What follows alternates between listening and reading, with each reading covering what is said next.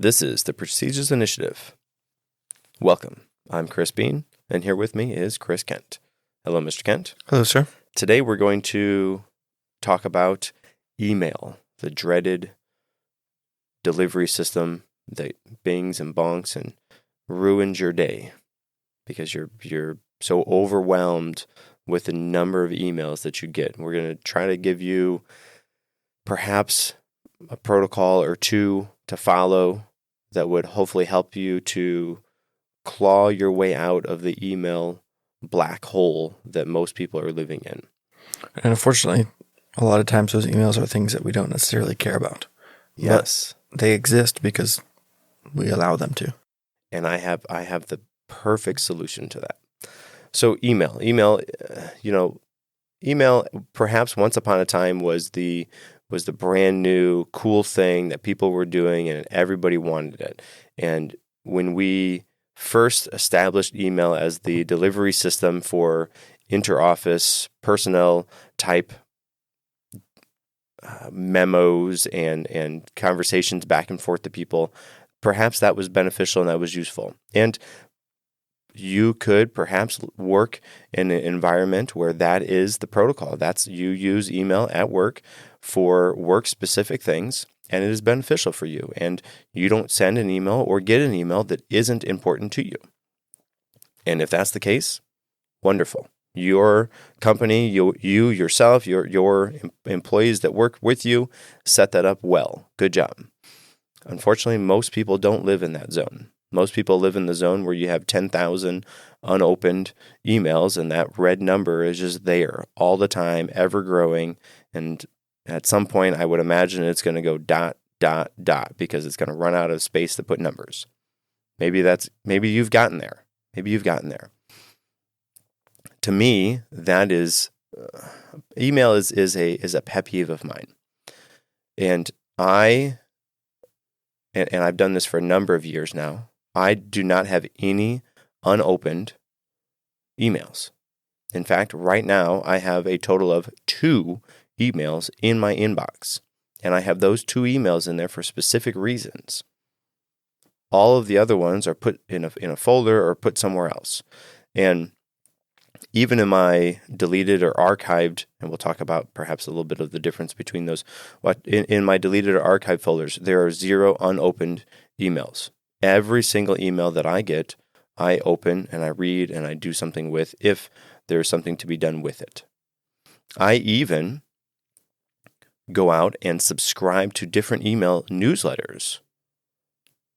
That means I open myself up to get more emails than I would normally otherwise get because I, at some point, want to do a continual monthly or weekly type of email, and so I subscribe to lots of different email newsletters just to get different ideas, different ways that people are doing it, just for ideas. And I have those, and I collect those, and I put those in a folder that is called aptly newsletters.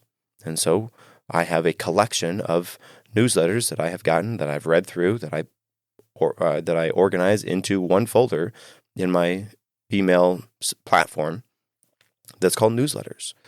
So what can we do? Well, number one, if you're one of those people, like let's say 75 to 90% of the people are that have, let's say 1,000 or more unopened emails, I would go back to every email that is, last year and older and delete all of them. That sounds rough. That sounds harsh. I know. I got it. Perhaps, maybe instead of delete, you archive them. Although I would argue that essentially they're the same thing. Really what you're doing is you're taking them from your inbox where they are causing you to see that number, where they're kind of pulling your attention to, and you're putting them into a box that takes your attention away from them. Whether that's delete or archive, to me, that doesn't much matter. And I suppose it depends on what platform you're using, because sometimes if you put in delete after X number of time when they're in the delete folder or box, then they're deleted, they're gone forever. And maybe that's too much for you. Okay, fine, then you archive them. You archive them, then they're still there. You can search them. Your email has a search. You search them. You can find them whenever you want. They're there. They didn't go away. You didn't burn them. They're still there. Although I would argue if you haven't opened those emails in a year, the chances of you getting around to them and opening them and reading them and finding some sort of usefulness out of them, or, oh yeah, man, I remember it was my great-grandma's birthday and they emailed me, oh, that was last year. Well, I better do it for this year. Perhaps that time has passed, and let that time pass and be done with it and move on. Focus on the emails that you got this current year. So what's the benefit to archiving or deleting rather than just, I personally, I will go into my email. I will read the email. So it's not physically read. I don't read every word of the email, but I go in there, I click on it. So it's no longer highlighted. It doesn't show up as notification, and I just leave it.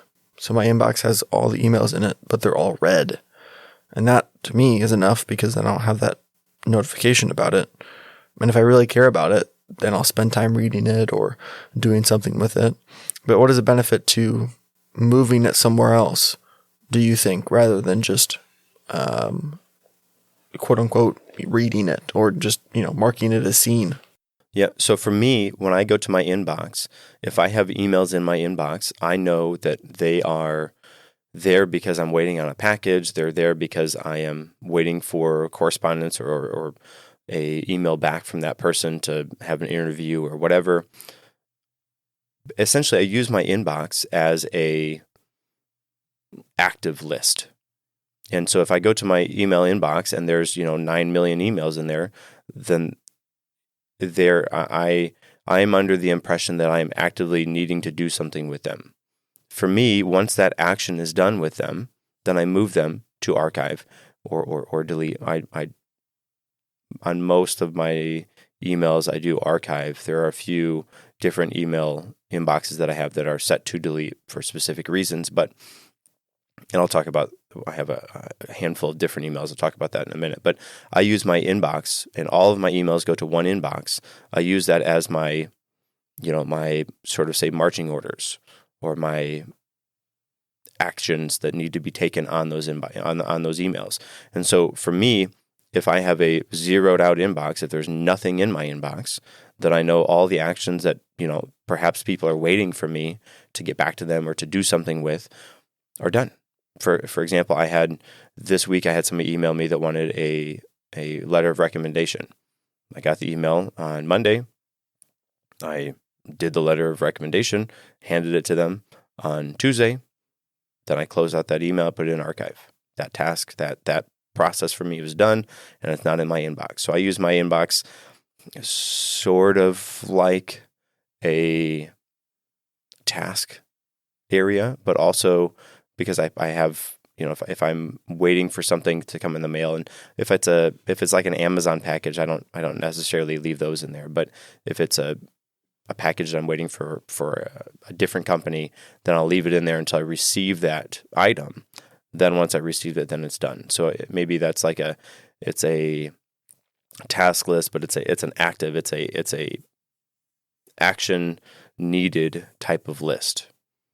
Does that make sense? Yes, sir. Yeah. And I have a similar process, but different. In that case, I would leave that email as unread so that I would still have a notification about it. And there'd be, red 3 on my phone. I'd open up my email and say, okay, here's the ticket for this event, or here's a receipt for this package that's coming, or here's someone that wants to set up an interview. And those red, that notification, the things that are unread, is my task list of like, hey, okay, I need to do this. When it's done, I would mark it as read. The notification would go away, and then move on to the next thing, whatever it is. So similar, but different in the sense that I like to have that unread, or I want to have that notification saying, hey, you gotta do this thing, or hey, and for you, that is just your something in your inbox, as opposed to my inbox being full and then certain things being highlighted within that inbox. So I guess for me, to clarify my answer, I just tried to unclutter isn't the right word, but for lack of a better term, to unclutter my inbox. Yeah, if it's something clean it in out. there. Yeah. Yeah. So if it's something in there that I know. So I guess my question to you is, if you have email that you got 4 days ago and you left it as unread, but then you got 3 or 4 or 5, 8, 10 more emails in since then, and you've marked them as read, is that unread email somewhere down in the chute, or is it still at the top? No, it's wherever it came in. I might have to scroll to get to it, or I put the is unread filter on, and then I can see the ones that are unread. I suppose if you just you could get to my type of inbox if you just if you left that filter on. Then Yes. essentially we would Sure. have the same. Yep. Yeah. Okay. But the inbox would still be full of emails. Sure. It would be And that would turn into basically your archive at that point. right. And you also mentioned that you have newsletters, subscriptions to newsletters. But I'm wondering if, and I mentioned it too at the beginning, but do you get 12 different people of things that you've purchased previously, or things you've checked out, or places you've been that have somehow, whether you meant to or not, gotten your email and send you emails all the time about things you don't necessarily care about? Absolutely. And I have two ways to deal with that. My standard way, and everybody's standard way should be, when you get an email that is a unsubscribed, unsolicited, unwanted email, understand that you very likely will get many more of those, and almost all, if not all, in fact, I think you have to do this. Like it's a I don't know, maybe not law, but it's something you have to do. You have to put the unsubscribed section on the bottom of your email. And so if you get an email that you don't want, you scroll to the bottom and hit unsubscribe. Aren't you worried you're going to miss something from them? No. Well, like for example, we both drink from Ember mugs, Yes. not a sponsor. And I'm subscribed to their emails because I want to know if something cool comes out. Aren't you afraid you might miss something cool or noteworthy? To be fair, that is one of the few company emails that's not a standard newsletter that I keep in there, because okay. I am also I want to be on that cusp, and So- I don't have any social media or anything like that. So if they put it up on there, I'm not going to see it because I would miss out on that. But I guess in that case, then it's not an unsolicited or unwanted thing. You want those emails because you want to know something comes out. So Yes. you wouldn't necessarily want to unsubscribe from that because it's something you sought out Yes. to get that. And so it doesn't really fall in the same category there. Yes, and there's two ways to go about this. And so one way you could do is, if you're going to delete all of last year's email and older, or archive all of last year's email and older, then you wait till you get those emails. Okay, I don't really want this anymore. I'm not going to buy anything from these guys. Unsubscribe. That would be one way to do it. Or if it will take some time, but you go through your email, you search for the word subscription, or you search for the word offer, or search for the word free. And all of those type of emails will come up because those are the keywords that they use. Then from that list, you unsubscribe from there. And depending on your email provider, the platform that you use, you might have built into that email unsubscribe at the top. I know I use the Apple built-in mail client, and lots of times if it's one of those type of emails, they'll have the unsubscribe area at the top. I click on that, boom, and it does its work. So that's one way to do that. The other way that I'm doing now that I didn't know about before, it wasn't around, is I have all Apple products, and on Apple there's a option when you fill in your email it's called hide my email. And what that does is it puts in a weird generic random email in the box. Instead of you typing your own personal email, it puts that weird email in the box. Then Apple will forward that email to your inbox. So the company, whatever company it is, doesn't actually have your email. They have that weird email that Apple set up for you that forwards to your inbox. And then when the time comes you want to stop that, then you tell Apple, I don't want those emails anymore. And they turn off that email.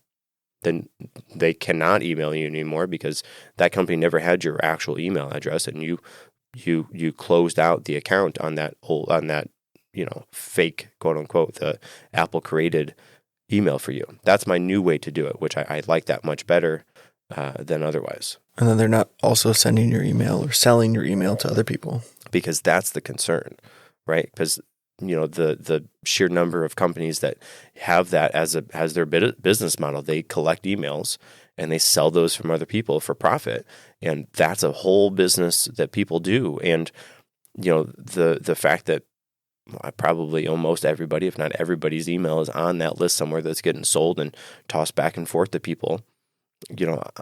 To alleviate that as an option, Apple has the hide my email function, and I use that a lot.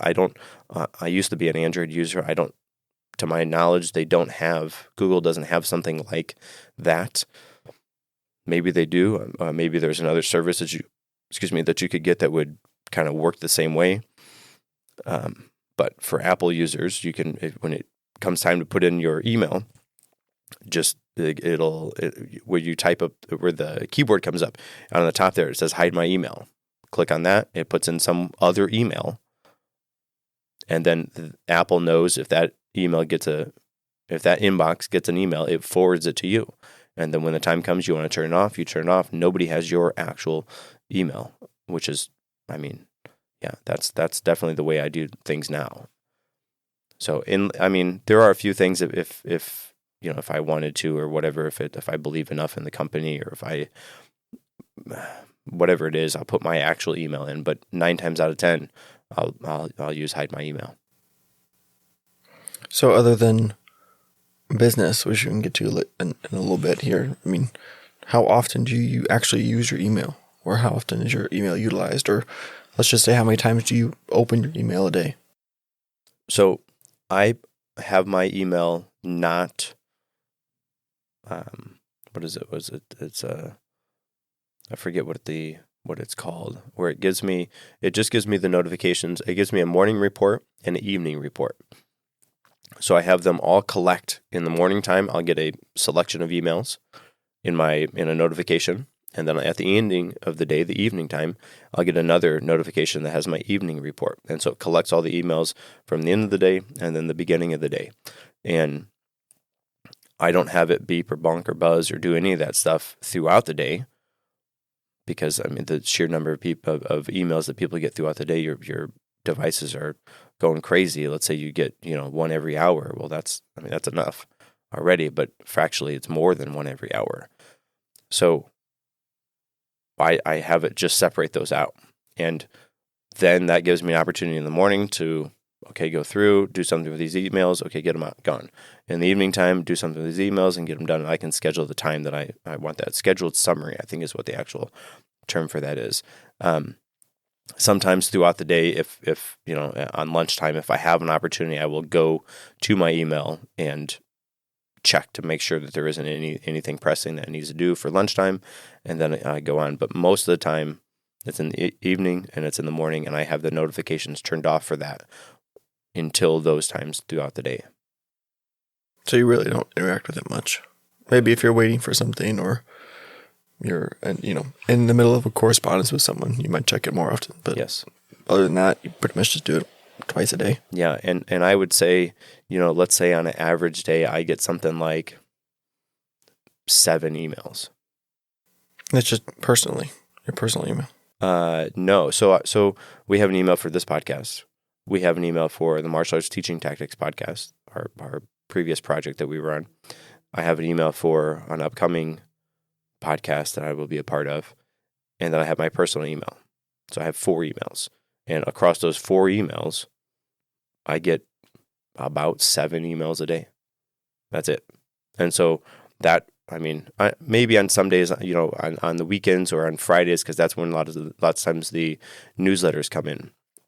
Those are a little bit higher days, but on a standard weekday, it's about 7. And that number probably seems low, and it is low because I don't have any social media, so I'm not getting emails sometimes, when somebody friend requests me or any of that stuff. I'm not getting the advertisements for lots of different companies. Yeah, we have the Ember one, but that's once maybe 2 times a month. It's not very standardized. It's not regular, and it's not multiple times a week like lots of advertisements are. So I don't get very many emails. How many emails would you say you get in a day? Like 9 or 10.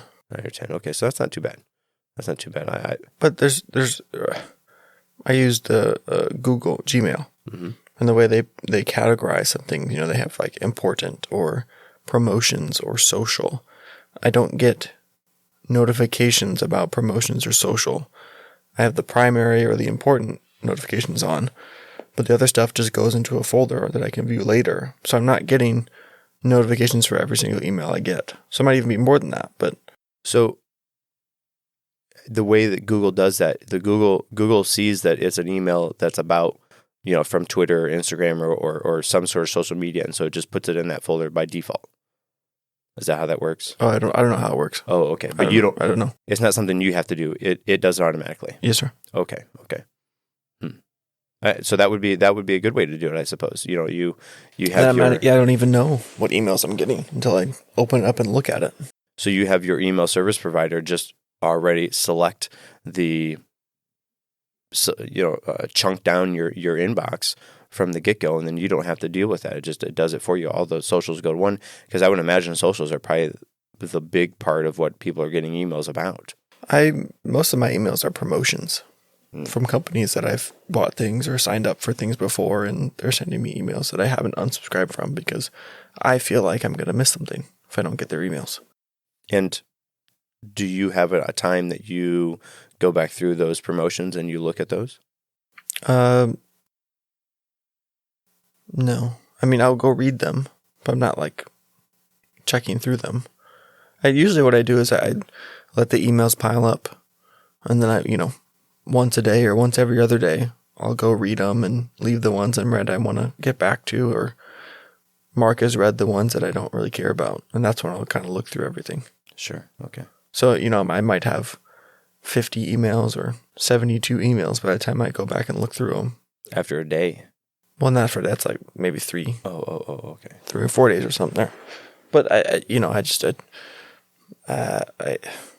email's never been a primary mode of communication necessarily. It's more just it's where businesses send stuff that want to sell you things. Yeah, like advertisement or just like, I don't know, just it's almost like not important to me. Sure. It's not like I'm living or dying by my email.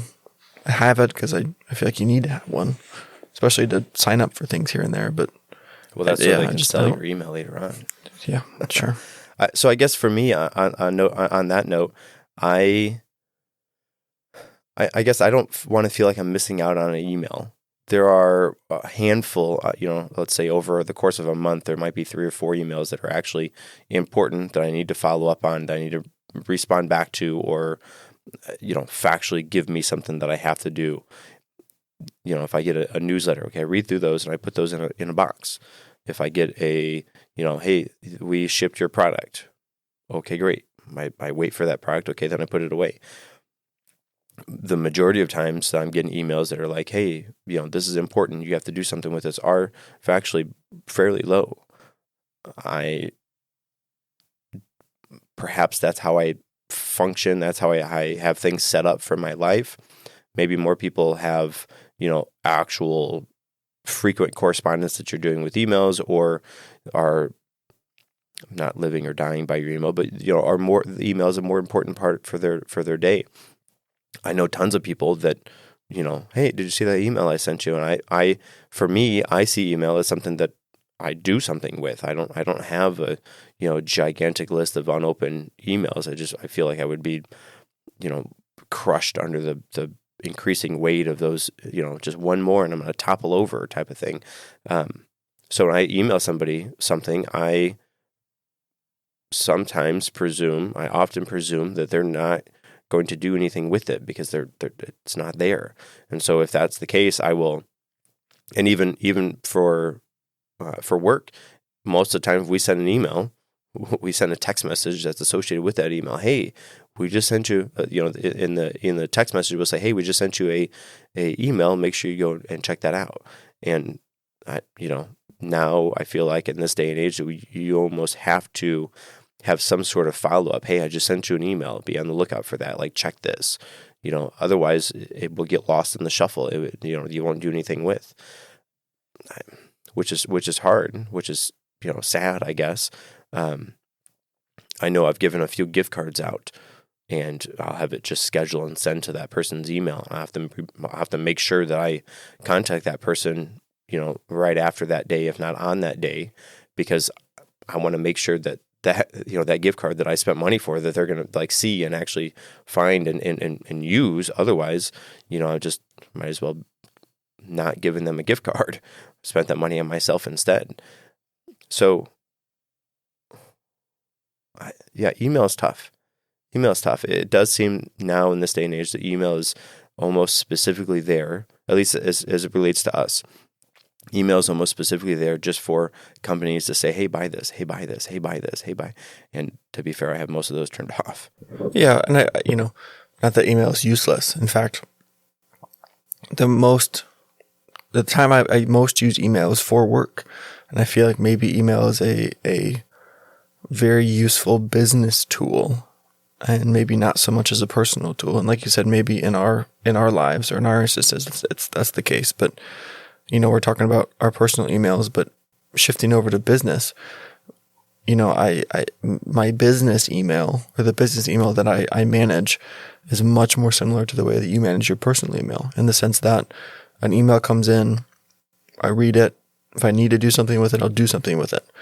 If there's something I need to do with it that I can't do at that moment, I leave it in my inbox so I can return to it, or I know that I need to do that thing later.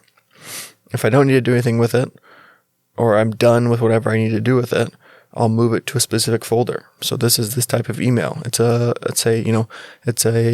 report. I move that report to the report folder.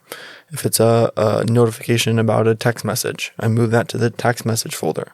If it's a voicemail, because we get emails from our voicemail, I move that to the voicemail folder. If it's a sale, I move it to once I'm done with it, I put it into a folder. That way it's not gone. I didn't delete it. If I need to go back to that email for whatever reason, I can go back to it. But then it's out of my inbox. And so similar to the way you use your email, if it's in my inbox, I need to do something with it. If it's not in my inbox, it's done. It's taken care of. So then if my inbox is empty, I don't need to follow up on any emails. I tried to do, for a while, for the business email, automatic filters. So if it came from such and such an email, it would automatically go in this place. But then again, I felt like I was missing things, because I'd have to intentionally go out and seek the folder of whatever the email was to see what was in there.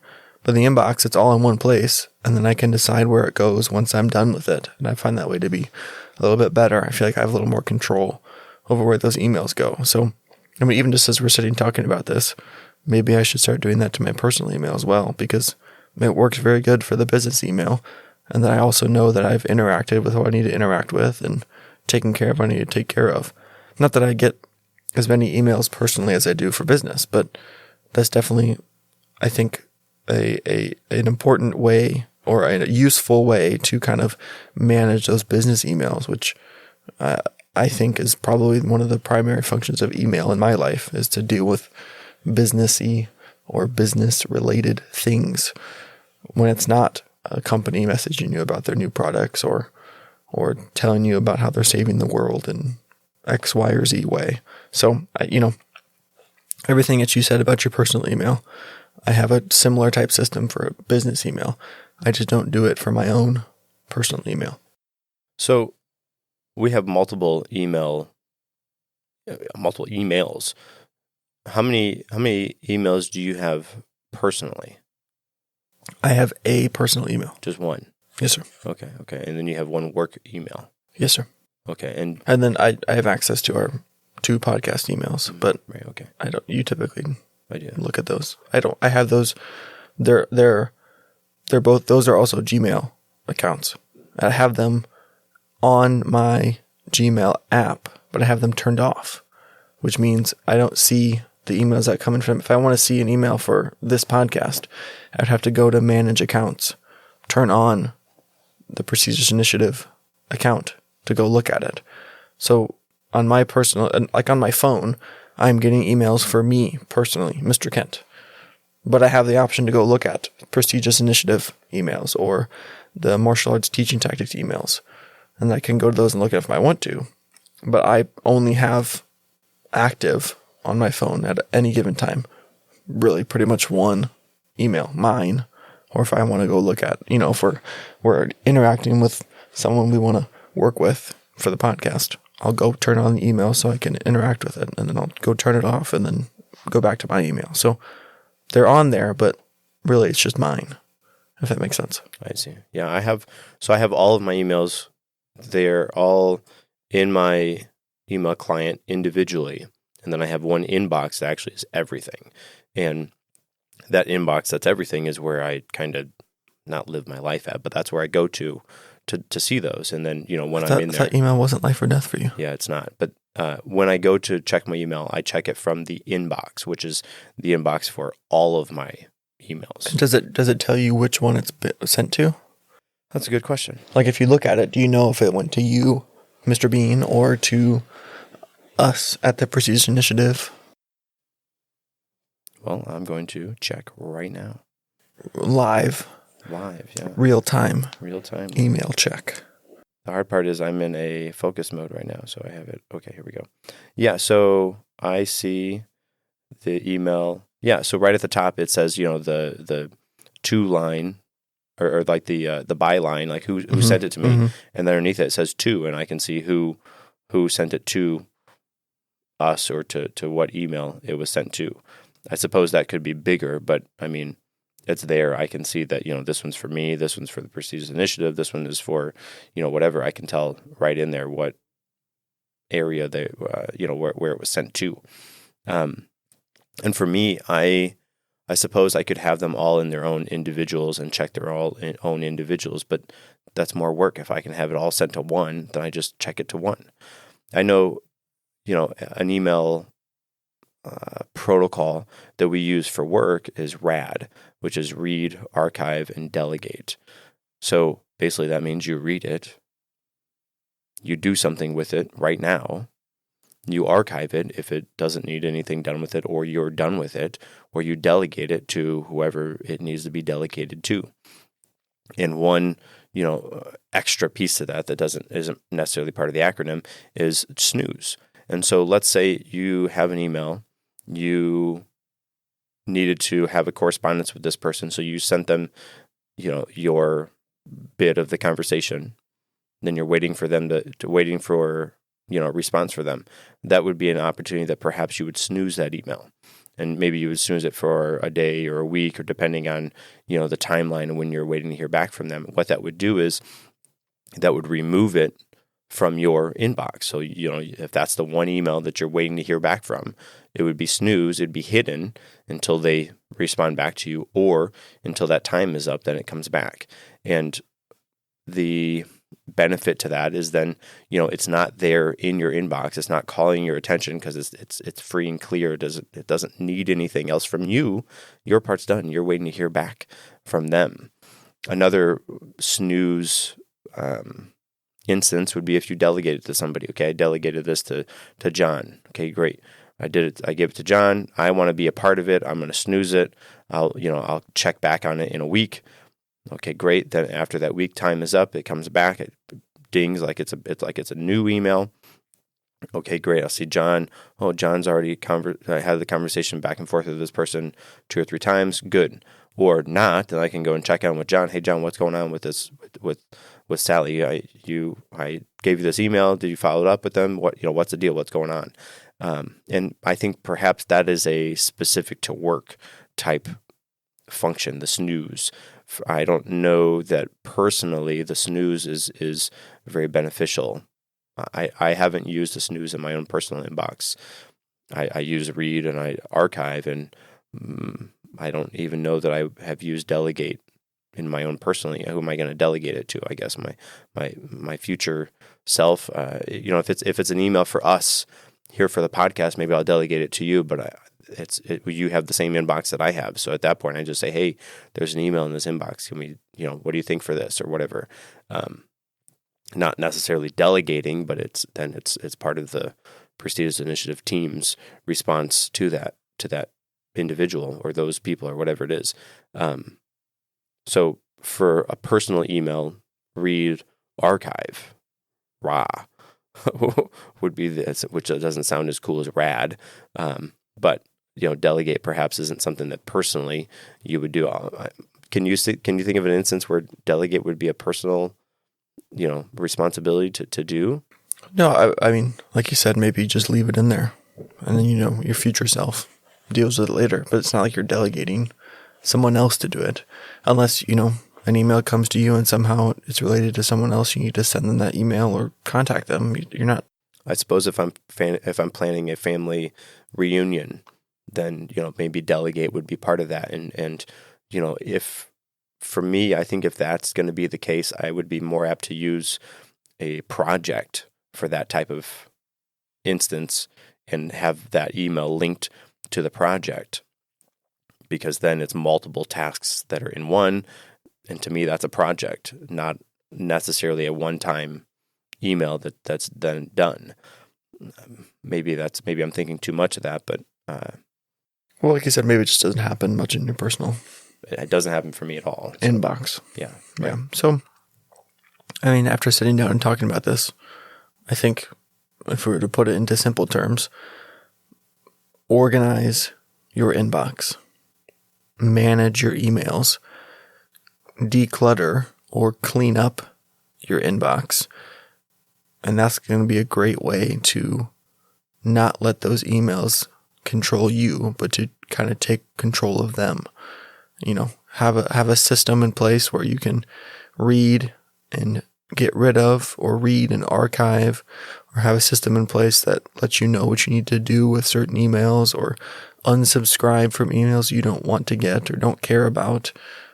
Try to hide your email if you can, so that you're not putting your information out there for people to use and then sell to other people. And just manage, organize, clean, and kind of take control of your inbox rather than letting it control you. I mean, would you have anything else to add in simple terms? I know we just talked about it for 30 minutes here, but basically it sounds not simple, but that's kind of what it boils down to, is just managing and organizing the emails you're receiving. Yeah, understand that each time you give out your email, you're going to very likely get at least one email back from them. Specifically, if it's a company that has products to sell, and that's what their job is, to sell you products. So they're going to give you all the information, all the deals, all that stuff, so that you buy stuff from them. So every time you put your email somewhere, you're going to get emails back, and in fact, tenfold probably the emails that from that one time. Understand that managing your email inbox is a ongoing, ever increasing in this day and age effort. It's not going to go away. It's not going to be done. It's not something, oh man, I'm not going to touch my email for this week. Okay, fine. But you're going to, sort of say, pay the price for that after a week when you do go back. So for me, I don't know, whatever you want to call me. I keep my emails done. I don't want emails in my inbox unless they need to be there for a necessary reason.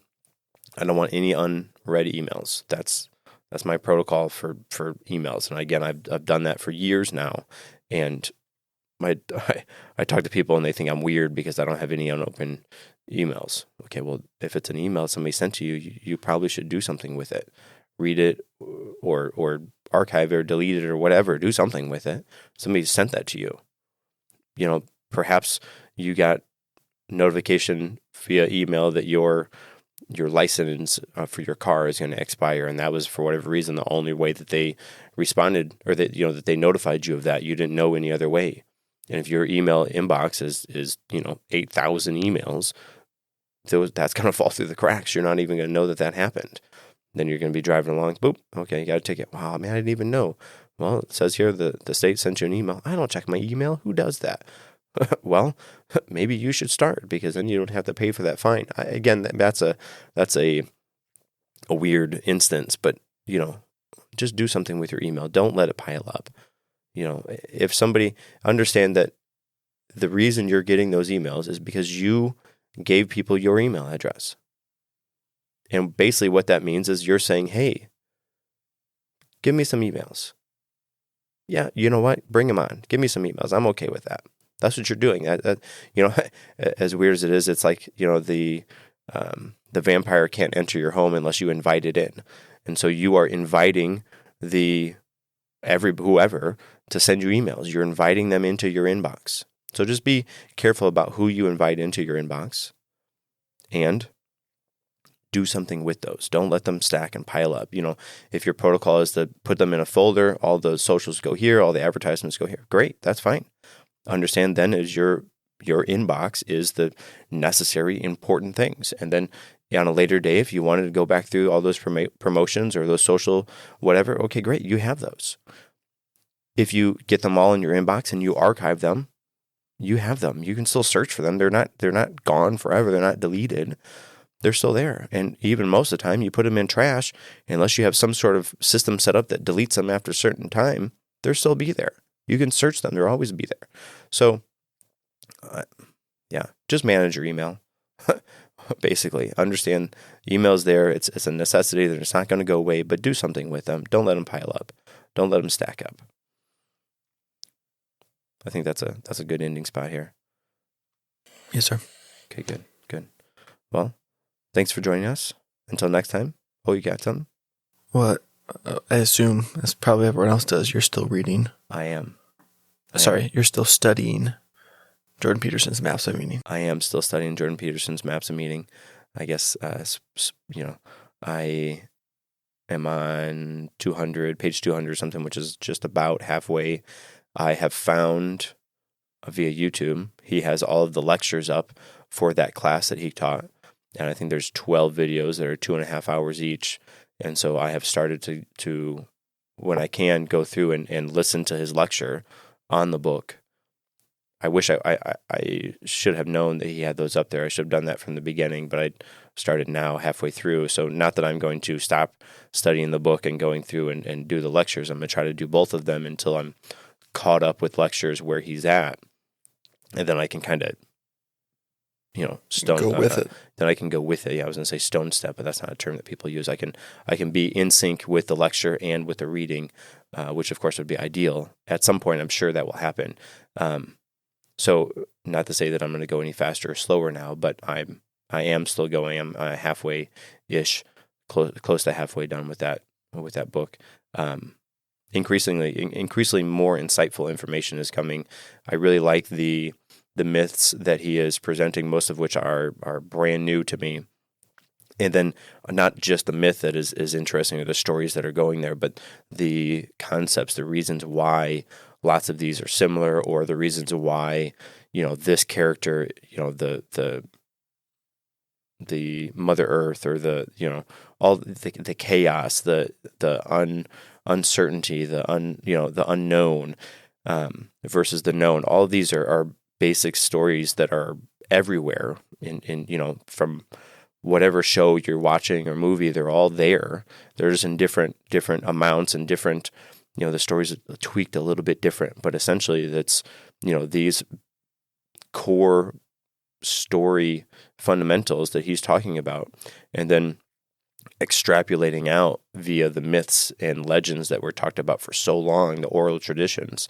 And so learning about those is really fascinating, but then piecing together the information of why they're there and what benefit they had for that culture, or what importance that holds to us now is very interesting. So it's not, I'm not burning through this. I'm not gonna, I'm not like, oh man, I'm learning more and more each time. And now that I can kind of link that with lectures that he's giving on that class, I told my wife that over the weekend. I said, "Oh man, I found the actual course that he taught on this," and she looked at me like I was crazy. She said, "You're not getting a grade on this." I said, "Yes, I know, but I want to learn this stuff." And the fact that he has lectures on it, that means I can learn that much more. The book is written in such a high level, and I'm not intellectually that high yet. Anyways, I appreciate the fact that he has those lectures there, because of course that's going to give him an opportunity to break it down, or for me to at the very least hear the information again verbally, as opposed to just reading, which is another avenue of approach to me learning that information. So yes, to answer your question, I am still studying Jordan Peterson's Maps of Meaning, and now I am accompanying that with the lectures that he has up on YouTube as a welcomed bonus for that information. Yes, sir. So, as I was saying, thanks for joining us. Until next time, take initiative.